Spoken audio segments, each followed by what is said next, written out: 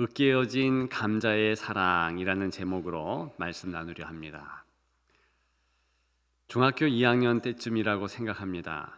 참석한 전국 단위의 학생 수련회에서 어떤 강사 목사님의 새벽 설교 제목이 좀 특이했습니다. 그 제목이 바로 으깨어진 감자의 사랑이었습니다. 오늘 설교 제목과 같지요? 그때 설교의 내용은 전혀 생각이 나지 않습니다. 이 제목만 뚜렷이 생각날 뿐입니다. 아마도 당시 좋아했던 설탕을 넣은 달콤한 으깬 감자가 이른 아침이 되어 식욕을 당겼기 때문인지도 모르겠습니다. 그때로부터 시간이 한참 흘러서 제가 청년 되었을 때 이 제목이 후안 까르로스 오르티즈라는 목사님이 한 말과 연관된 제목이라는 것을 알았습니다. 그분은 아르헨티나의 목사님으로서 저 청년 때 세계적인 베스트셀러인 제자입니까를 쓴 유명한 목사님이셨습니다. 그 목사님은요, 성도는 으깬 감자 같은 존재가 되어야 한다라고 말했습니다. 으깬 감자는 부드러워져서 모든 사람이 쉽게 소화할 수 있다는 것이지요. 으깨어졌지만 산화작용이나 화학작용이 일어나지 않았기 때문에 맛의 변화도 없습니다. 형태는 깨어지지만 그 영향력은 더 커졌다. 이것이 성도가 이 땅에서 살아가야 할 방식이라는 것입니다. 너무나 일리 있는 말 아니겠습니까? 저는 오늘 본문의 말씀을 준비하면서 그 제목이 떠올랐습니다. 바로 오늘의 말씀과 직접적으로 연관이 있기 때문입니다. 으깬 감자와 같은 모습이 성도인 우리의 모습 맞습니다. 그러나 그 이전에 하나님과 우리 주 예수 그리스도의 모습이기 때문입니다. 첫 번째로 아버지의 사랑이 그와 같습니다. 으깨어진 감자의 모습이라는 것이지요. 우리나라는 OECD 국가 중에 갈등이 많은 불통 국가라는 오명을 가지고 있습니다. 조사하면 항상 랭킹 3위 안에 든다. 그런 부끄러움이지요. 그래서 그럴까요? 요즘 우리 사회에 소통이 안 되어서 걱정하는 그런 목소리들이 큽니다. 정치인들이 이웃 간에 심지어는 가족들 서로조차도 소통이 안 되어 탄식하고 있는 것이 사실입니다. 건강한 소통은 무엇입니까? 전문가들에 의하면 자신의 생각과 감정을 잘 표현하고 또 요구를 아주 극명하게 전달하는 것입니다. 근데 더 중요한 것은 그것으로 끝나는 것이 아니라 남의 권리도, 즉 상대편의 권리를 존중하면서 그렇게 나아가는 자세라는 것입니다. 그래서 내 권리, 타인의 권리 유념하면서 소통할 그때가 바로 건강한 소통을 이룬 때라 합니다. 사랑에도 소통이 기본 아니겠습니까? 진정한 사랑은 소통을 기반으로 형성되는 것이 맞습니다. 그렇다면 하나님의 사랑은 어떨까요? 하나님이야말로 소통의 대가라는 것을 또한 우리가 알 수 있습니다. 왜? 성경에 보니 그리고 우리가 깨닫고 보니 우리 하나님께서는 우리를 사랑하시되 소통 먼저 마음을 다하여서 거기에 온 노력을 기울였다는 것을 알 수 있습니다. 크신 하나님이 한없이 작아지셔서 안개와 같고 지렁이 같은 인생을 위해서 그렇게 소통을 노력하셨다. 그것이 성경의 증언 아니겠습니까? 광야 시대에 우리 아버지 하나님께서 사람을 만날 장소를 특별히 지정하셨습니다. 그곳이 성막이에요. 또 그 성막 가운데서도 내가 여기 임재한다. 지성소라는 장소를 따로 또 만들라 명하셨습니다. 왜요? 그곳이 성도들 가운데, 하나님 자녀들 가운데 하나님이 임재하시면서 사람들을 직접 만날 그런 곳이라 말한 것입니다. 그런데 이 성막은요 19평에 불과합니다. 지성소는요 6평이에요. 그래서 어떤 목사님이 그런 말 하는 거 들었습니다. 만일 우리가 19평 이상으로 살고 있다, 그럼 회개하라는 것이죠. 어떻게 하나님이 거하는 처소보다 더 크냐? 그리고 자기 방이 6평 이상이면 그것도 회개하라는 것입니다. 하나님의 방은 6평 이하인데 어떻게 그렇게 큰 곳에서 거할 수 있느냐? 우스갯소리지만 한번 유념해야 할 사실인 것은 맞습니다. 우리 하나님께서 만우주의 하나님이시고 너무나 크신 하나님이신데 왜 그렇게 작은 장소로 지정하시고 임재하셨습니까? 그것은요 인생과의 소통 때문입니다. 그 소통은 쌍방의 책임이 있다네요. 그 책임감을 느낄 때 진정한 소통이 이루어진다네요. 하나님은 인생과 소통하기 위해서 그 책임감을 무한히 느끼셨습니다. 그래서 구약과 신약을 준 것이죠. 이 구약 신약의 원래의 이름의 뜻이 바로 책임을 뜻하는 약속이에요. 내가 약속했으므로 반드시 지킨다. 내가 한 말 이룬다. 그래서 어쩌면 하나님은 정당하게도 저와 여러분들이 또 거기에 부응해서 하나님과 약속하고 그 약속을 지키는 것, 즉 예배드리고 찬양하고 기도하는 것을 기대하고 또 그 기대에 부응하며 살아가는 것을 마음을 다하여 사모하는지도 모르겠습니다. 정말 그럴 거예요.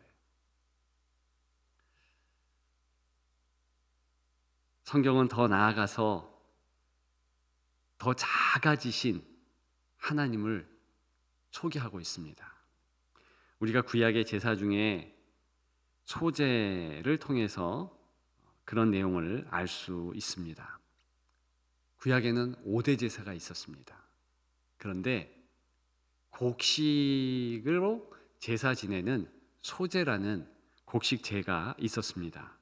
그때 소자가 힐소자예요. 화이트, 흰색을 뜻하지요. 왜 흰 제사인가? 곡식이 그냥 드려지는 것이 아니라 빠진 거예요. 가루가 된 겁니다. 밀가루를 생각하면 정확하게 이미지가 맞습니다. 그런데 그 모습이 가장 먼저 우리를 향하여 나아오신 소통을 원하시는 하나님의 모습이라는 것이지요. 으깨어진 거예요. 그 정도로 작아지고 그 정도로 낮아지고 부서지지 않으면 사람과 소통이 불가하다는 것입니다. 정말 우리는 낮고 천한 자, 맞습니다. 그런데 그런 우리를 그냥 두지 않으시고 우리를 붙잡아 주시고 인도해 주셨다. 이것이 가장 큰 은혜 중에 은혜리라 확신합니다. 오늘 일부 예배 전에 제가 가장 앞자리에서 예배를 위해 준비하고 있는데요. 한 소식이 전해졌습니다. 목사님, 오늘 주일 예배 때는 꽃 장식이 없대요. 이런 소식이에요.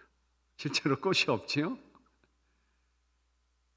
준비자들이 순서적으로 하는데 착각으로 본인 순서가 되었는데 아닌 줄 알고 준비 못했다는 거예요. 그래서 제가 그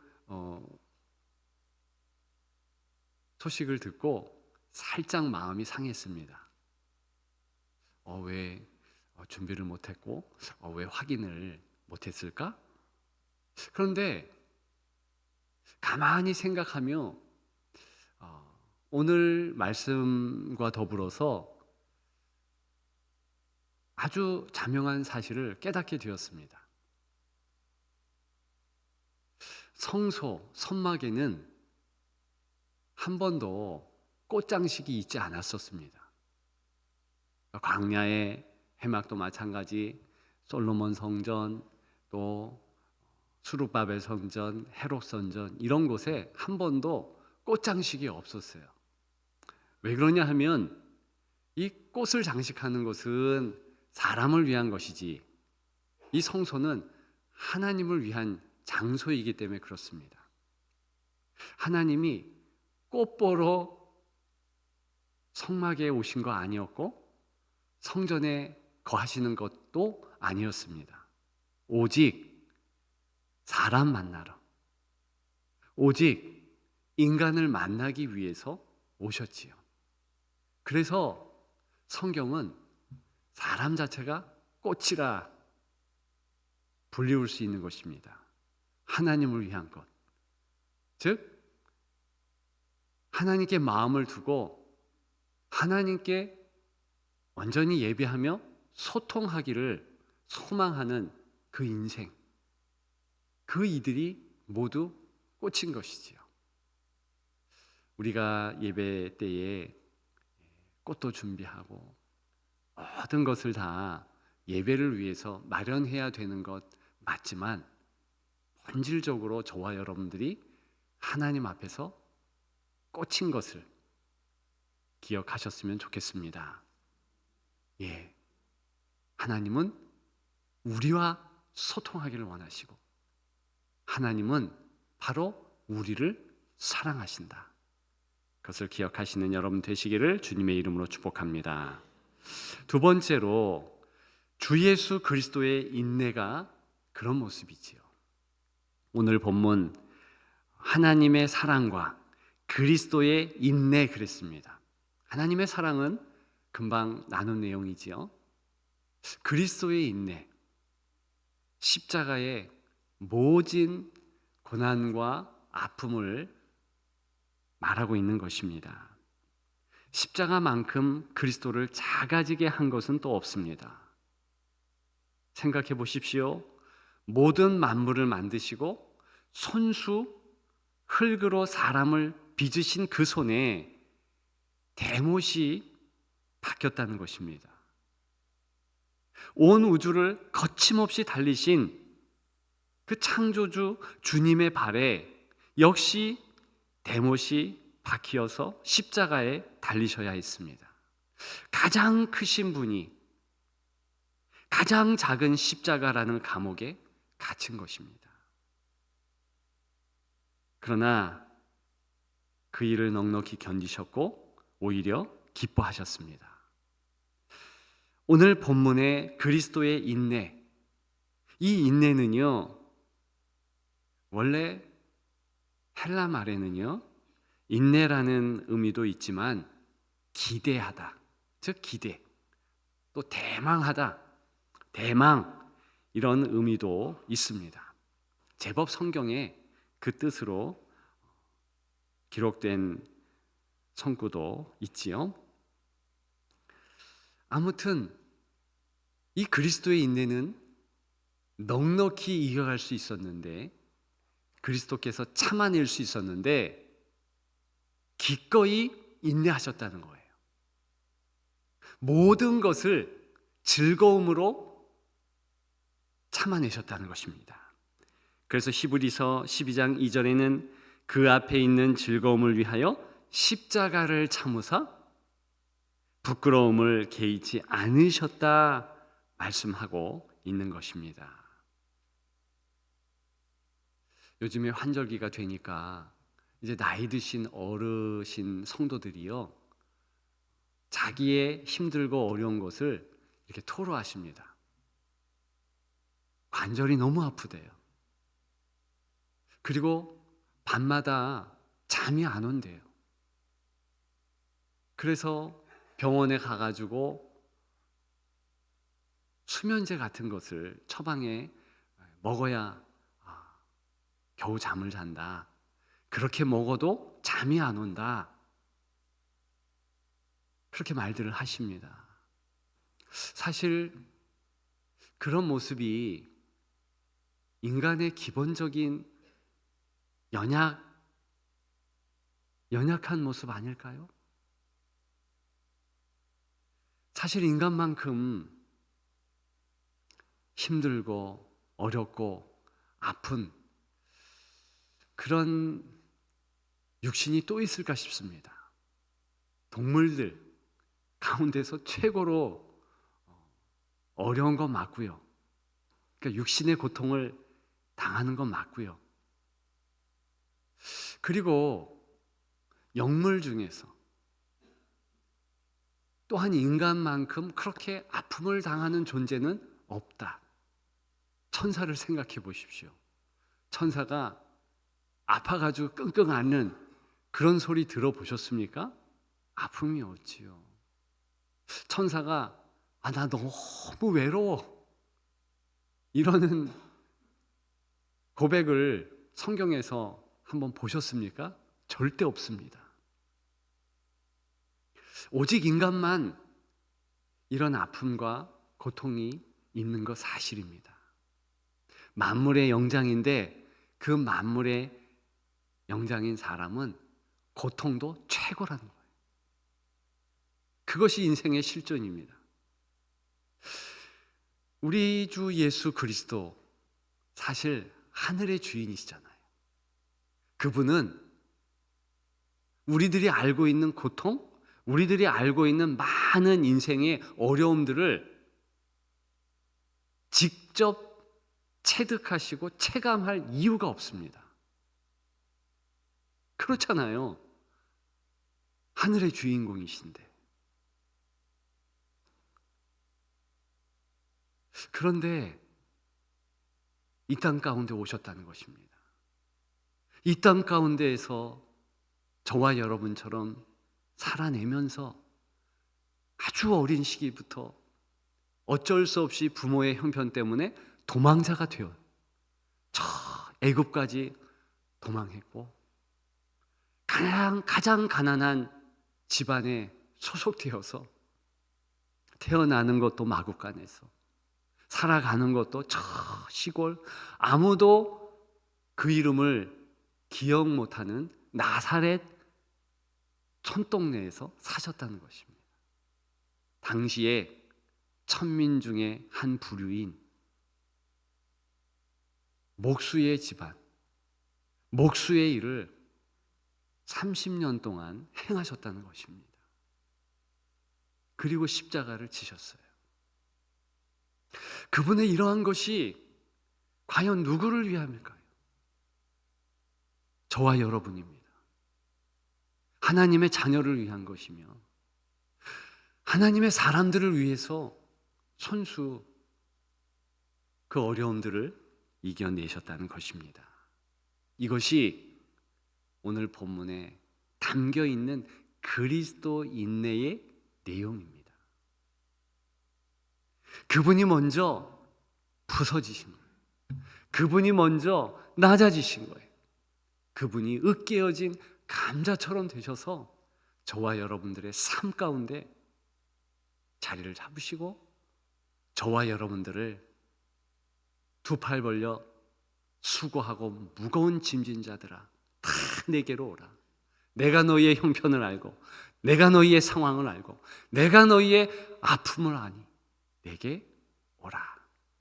그렇게 말씀하신 줄 믿습니다. 먼저 부서지신, 먼저 으깨어지신 그분을 마음에 새기기를 주님의 이름으로 축복합니다. 그렇다면 성도는 왜 으깨어진 감자의 모습을 가져야 될까요? 사실은요, 오늘 본문을 통해서 아주 강력한 주장 하나가 있습니다. 여기 아버지의 사랑, 여기 그리스도의 인내는 사실 소유권에 관계한 내용이라는 것입니다. 왜 아버지의 사랑을 나타냈는가? 왜 그리스도께서 인내하셨는가? 그것은요, 우리를 향하여서 값을 치르고 샀다는 거예요. 어떤 값입니까? 죄의 삭은 사망이고 우리는 죄 때문에 팔린 존재라는 거예요. 성경의 증언입니다. 그것을 하나님 아버지께서 예수 그리스도께서 다 값을 치르고 어렵고 힘든 으깨어지는 그런 상황을 감내하시면서 우리를 사셨다는 거예요. 그것을 어려운 말로 구속이라고 합니다. 그리고 그렇게 우리를 사셨기 때문에 우리는 그분의 소유인 거예요. 헬란 말로 그런 인간 소유를 나타낼 때 둘로스 그럽니다. 우리 말로는 종, 노예 그렇게 말합니다. 우리가 하나님 자녀이기 이전에 종이고 노예라는 것입니다. 그래서 우리가 잘 알고 있는 그 위대한 신앙인들 베드로, 야고보, 바울 모두 자신들을 소개할 때 예수 그리스도의 종인 바울, 종인 베드로, 종인 야고보 그렇게 소개했습니다. 저와 여러분들도 마찬가지예요. 우리는 성경에서 우리가 주의 소유된 백성이다 이런 내용을 참 좋아합니다. 베드로서에 있지요. 그 원뜻은요, 우리는 보물된 백성이다 그런 뜻이에요. 그런데 그것보다도 더 큰 의미는 무엇인가? 소유되었다는 거예요. 귀속되었다는 거예요. 소유물이라는 뜻입니다. 따라서 소유주가, 주인이 어떻게 처분하든 아무 상관이 없다는 뜻입니다. 우리가 간혹 이 부분에 실수할 때가 있습니다. 기도할 때 그렇지요? 하나님, 나 이 대학 꼭 들어가고 싶습니다. 근데 떨어져요. 하나님, 내가 이 가장 귀한 시험을 보고 있습니다. 진급되었으면 좋겠습니다. 그런데 실패해요. 예를 두 가지 들었지만 그와 같은 일들이 가득해요. 하나님은 우리의 기도에 반드시 응답하시는데 하나님의 뜻에 합당하게, 즉 우리의 성숙을 이루기 위하여서 때로는 그 응답을 지연시킬 수도 있고 다른 모습으로 바꿀 수도 있고 그렇게 하시는 것이지요. 아니면 너무나 우리가 상처되게 No, 아니야 그렇게 응답하실 수도 있습니다. 주인이기 때문에 가능하시지요. 그런데 그걸 꽤나 못마땅하게 생각하는 저와 여러분 아니겠습니까? 저도 돌이켜보면 하나님 앞에 삿대질을 하면서 왜 이렇게 인도하시나요? 왜 이렇게 기도 응답을 제대로 안 해주십니까? 그렇게 하나님을 향하여서 비난의 화살을 쏘았던 것들이 기억이 납니다. 그런데 그렇게 하면 원래부터 안 되는 거예요. 왜? 우리는 소속되었으므로 종의 모습이 맞으니까. 성경은요, 더 나아가서 종 되는 것은 소속을 또한 소유를 말하지만 또 한편은 동화가 되어서 소화까지도 의미한다는 것입니다. 아주 신비한 부분인데요. 계시록 3장, 요한계시록 3장 16절에 보면 우리들이 경각심을 가지고 한 번 이상은 들었을 법한 그런 내용이 나옵니다. 라오디게아 교회, 그리고 그 교회 성도들에게 하는 말씀이신데, 주님께서 내 입에서 토하여 버리리라, 이런 말씀을 하세요. 미지근해서 토하여 버린다는 것이고, 차든지 덮든지 해라 라는 권면의 말씀으로 그런 표현하시는 거예요. 그런데 토하여 버린다? 이게 무슨 의미를 갖고 있는 것인가? 음식물이요, 이렇게 우리가 치아의 연동작용을 통하여서 식도를 통하고 위에 들어갑니다. 그러면 당연히 소화가 돼야 되는 거예요. 우리 몸이 되는 것이지요. 근데 저는 어제 점심을 너무 많이 먹었어요.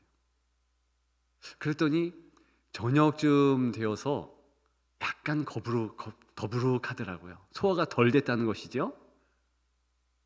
그때 제가 평상시에 하는 것처럼, 야, 점심이 소화가 덜 됐으니까 저녁은 조금 먹어야지, 그러면서 아주 눈꼽만큼 그렇게 먹을 수밖에 없었습니다.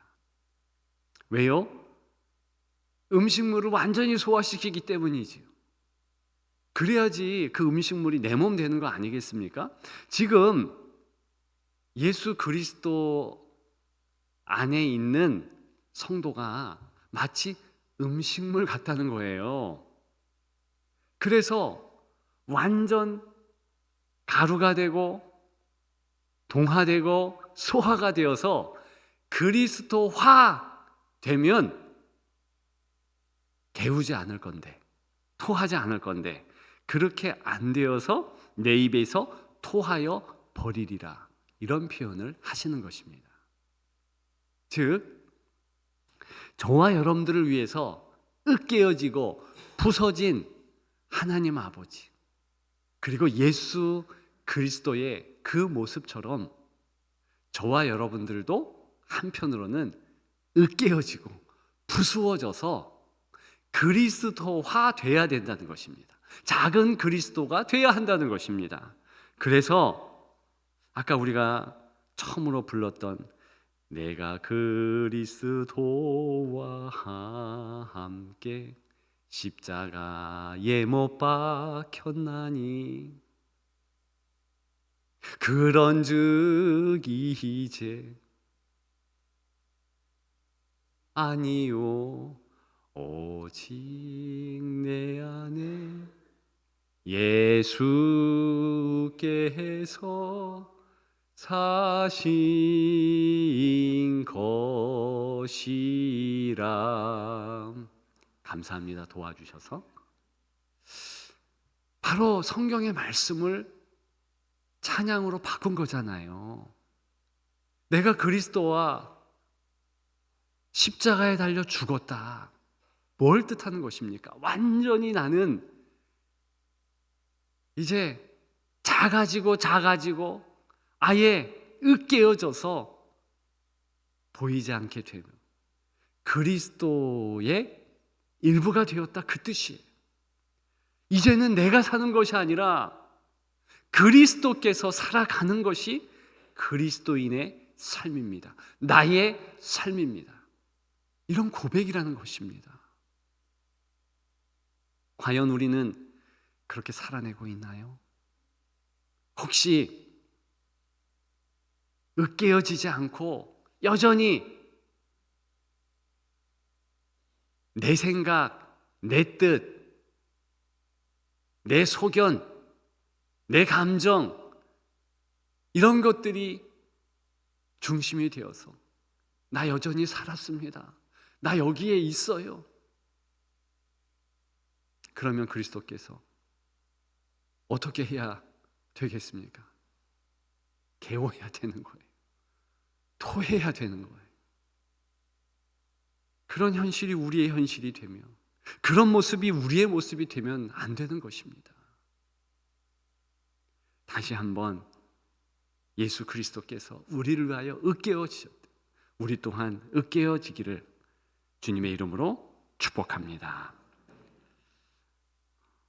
먼저 으깨어지신 하나님 아버지의 사랑은 탕자 아버지의 사랑으로 성경은 그리고 있습니다.